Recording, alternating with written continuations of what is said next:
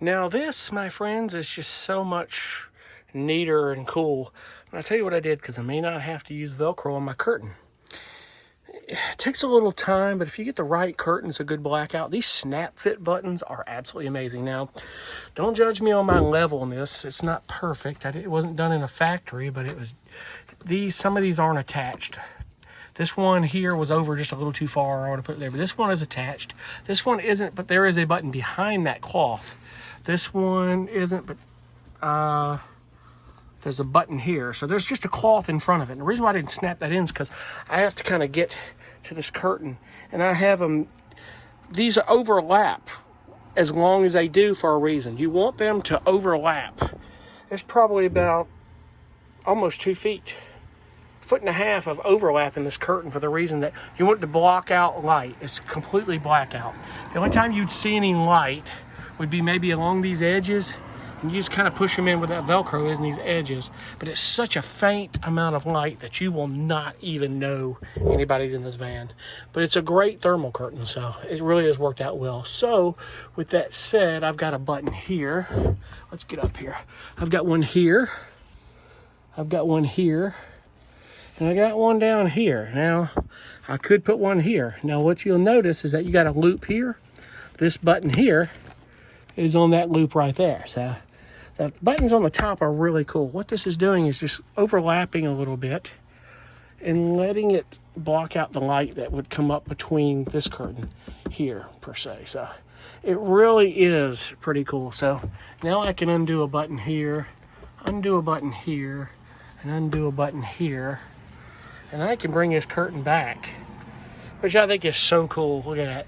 You know, a curtain rod, I could have done that up here, but yet a curtain rod is just, you're just going to see light up from the bottom on this end, I believe, up here.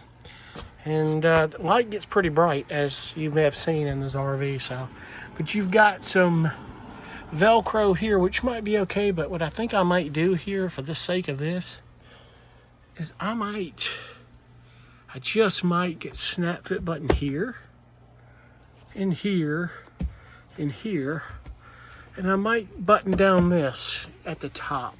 There's Velcro, and it is working because it's not really moving, but you know, it's gonna pull and shift if I do that. If I do that, it's gonna pull and shift. However, I wanna be able to efficiently unsnap that curtain and maybe bring it over here, and if I open this up, I still can do it. I mean, these are snapped fine. I think they've done a really good job.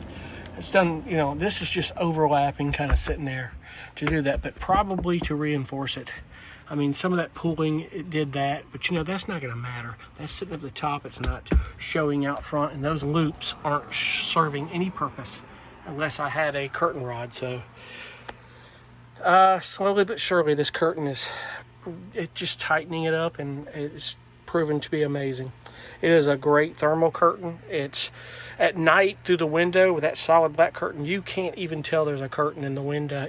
It's so dark, you would never even know it.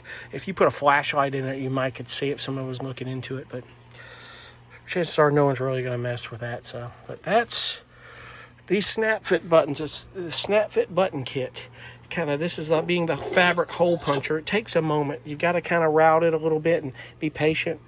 And then you take one of these. Some of you may have done this. That's the front part that goes down.